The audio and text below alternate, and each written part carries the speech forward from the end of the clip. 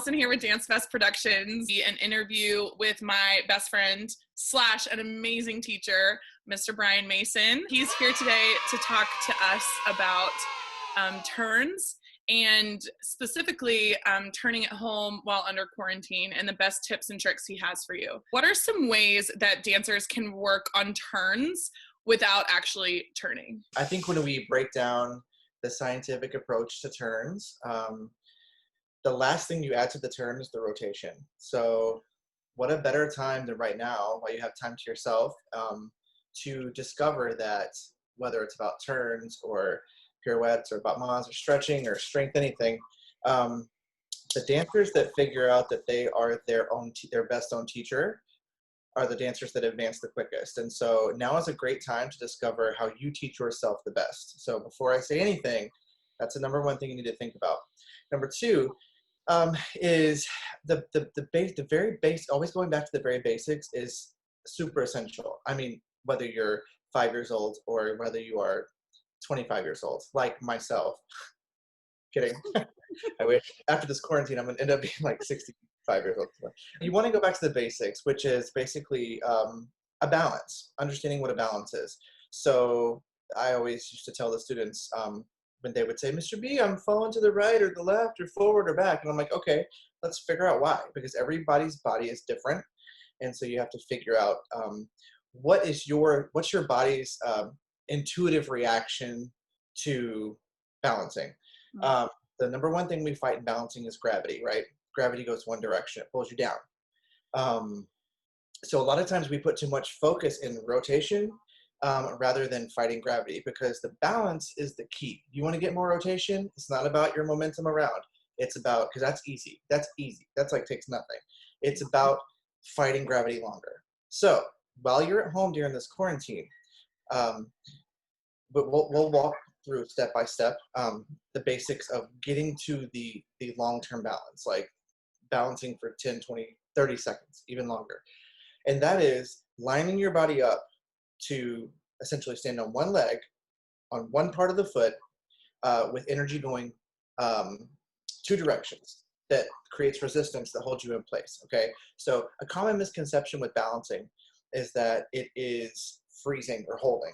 So there's a difference in engaging a muscle and freezing a muscle, right? So resistance, the minute you stop having resistance, which is two different energies going in different directions to create stability in the middle, the minute you stop having resistance is the minute that gravity wins, right? So the minute you stop fighting gravity, the minute you fall. Right. So let's start with that. Like, let's start with just a basic jazz pirouette. Now, I'm going to get up in just a second, although my room is very small and I can't get my whole body into the frame. But I will try to show you some things. And there's some, my disclaimer is there are debatable approaches, various approaches that different teachers will take, and they probably are all effective. This is my approach, okay? So this is my suggestion. When we think about balancing and moving our weight to one leg, it's not just about one part of our body. We have to then think about our body as one muscle. That's broken down into subgroups of muscles. Okay, so let's start from the bottom. The ball of the foot, right? You want it to be, you want it to be in the first 2 or 3 toes, right? Spread your toes out as much as you can. And then you want to make sure you push that releve all the way up so that the calf muscle is actually engaging the energy that creates the high releve. By nature, the calf muscle being engaged locks and engages behind the knee. And if you want to get your knee all the way straight, you have to pull your kneecap up into your quad muscle, which is supported by the hamstring, which then is supported by the glutes and the iliopsoas muscles, all the way up into the abs, which then trickles into the ribs being in, so you can keep these muscles engaged. Chest lifted, but back muscles engaged, so you're not over-rotating your chest, all the way up through your shoulders being pressed down, so you can create a long energy in your spine all the way up to the top of the head. I know that's a lot, but I'm just trying to make the connection between the floor and the roof, right? So it's not easy. It's not easy. Do you want to ask a question? No, that's good. You're like, hi. But along the way, there's little checkpoints along the way from the foot all the way up. I talked about some with the foot, the toes, where the weight is. Some people have really flexible arches. really high insteps, and some people have less flexible insteps. Like my left foot is like this, and my right foot's like that. It's cute. It's really cute. But I have to approach it differently. Like you have to know the threshold of what's creating the maximum amount of energy from the floor to the top of your head. The hips are sort of like I had a teacher in college, Jo Rowan. Shout out to her. She is amazing, and she's been doing this a long time, and she is brilliant. I use a lot of Joisms in my teaching. But she talks about how you're going from 2 legs to 1 leg. I'm going to actually stand up for this. Now, if I know it's hard to hear me, but if I have weight on 2 legs and I don't adjust my hips, I fall, right? You have to adjust now from here up over your supporting leg. So let's just say that my left leg is going to be the supporting leg now. See how I shifted over? Now my weight's over there, okay? So whether you're prepping from here or whatever you're doing, you have to adjust your hips over to the supporting leg. And with that comes a chain reaction from there on up. So a lot of times people say, well, why am I falling? Well, it could be a numerous amount of things. It could be the placement of the hips. One hip could be higher, one could be lower. What are some of your best exercises for spotting? How important is spotting really? I think it depends on each dancer. Now, I don't teach it like that. I say you will spot. You will do it. We'll figure it out. Sometimes I've tried everything. Sometimes we sit in a rolling chair and we literally do this. Just to get the action of finding yourself and yourself only in the mirror. Right. That's, if you cannot, it's sort of like taking a direct flight from here to LA. Don't stop in St. Louis. Don't stop, like here, whip. Like, don't look anywhere else. What do you think are some best surfaces to turn on at home? I think that it's not so much just about the surface. It's about what are you wearing on your foot. It's about friction. If you have well-established calluses, that you're good to turn on pretty much any surface that is deemed turnable, like tile floor, hardwood floor. If it's a sticky hardwood floor or a textured surface, you might want to put on a jazz shoe or a sock or something. And I think that you need to give yourself space because we psychologically freak ourselves out. This is the challenge I'm having. I obviously have a very small room here. Right. If you want to practice turns in second, like if you measure it, I probably could do them in here.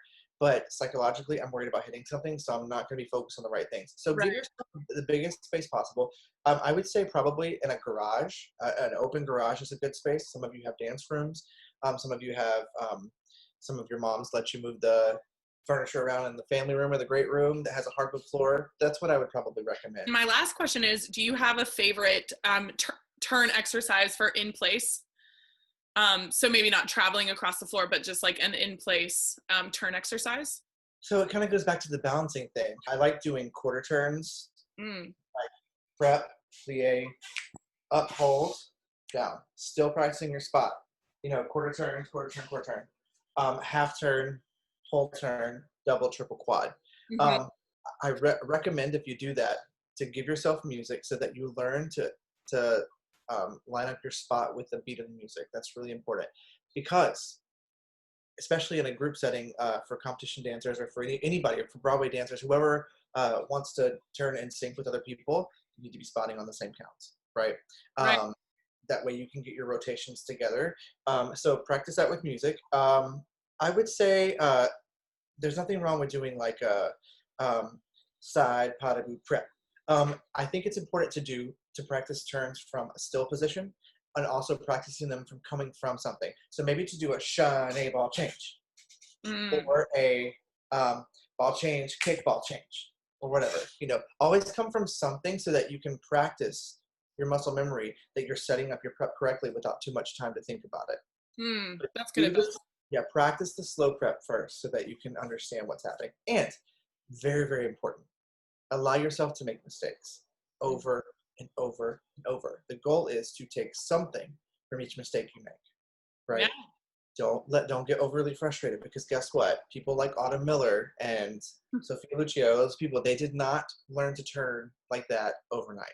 Exactly. A lot of personal perseverance. And if you and go watch these people. Go watch these people. Right now we have more access to social media than ever. I know it's sensationalized, but good gracious, look at Autumn Miller when she turns. Look at her supporting leg in her passe. Look at her posture. Look at her spot. Look at her timing, right? Mm-hmm. I love that I'm giving her a little plug. I don't even know her, but Yeah. it's incredible. Consistency. She is the epitome of consistency. Like, whoever the choreographer is can give her anything and she does it because she is consistent. Be confident in the choices you make, and if the choice is wrong over time, change your choice. Thank you, Mr. Brian Mason, for doing this interview with DanceFest Production. We hope that you all learned something today or learned a ton of things, because I did. I love listening to my best friends talk about what they're passionate about. I think Brian is one of the best at teaching turns. So I'm glad we did this today, and tag us in any turn videos you do, or anything. If you have any questions, tag us and we'll get those questions to Mr. Brian. Follow us on Instagram and Facebook. We like to have things that we get obsessed with, like turns. It's fun to practice those things. It's fun to have like one objective, and they're fun to do. But please know that throughout this whole thing, this is hard for everybody. This whole quarantine, this is tough on dance teachers, on your parents, on you. But this will end, right? Mm-hmm. And so the best thing you can do right now is figure out how you can be your best teacher. I really mean that. If you take anything from this video today, is take this time to figure out how you can be the best teacher, so that when you go back into the classroom, you are ready to take the knowledge from the teachers that you have and put that into a bank that you always are pulling from when you're teaching yourself. Because the moment that I became the best dancer I could be, or started that path, was the moment that I realized I was responsible for my success. Mm-hmm. Really, and that's kind of true for anything. So keep that in mind. Best of luck to everyone. Miss Allison, thank you, and I miss you so much. And you know what? Everybody, go outside. Go outside and stretch. Be in the sunlight. It's so important. And see the silver lining in everything that's going on, because I tell you one thing. I cannot wait to take a dance class, because I stepped away from it for a while. I can't wait to see my friends and my family, and I just can't wait to stop and smell the roses again.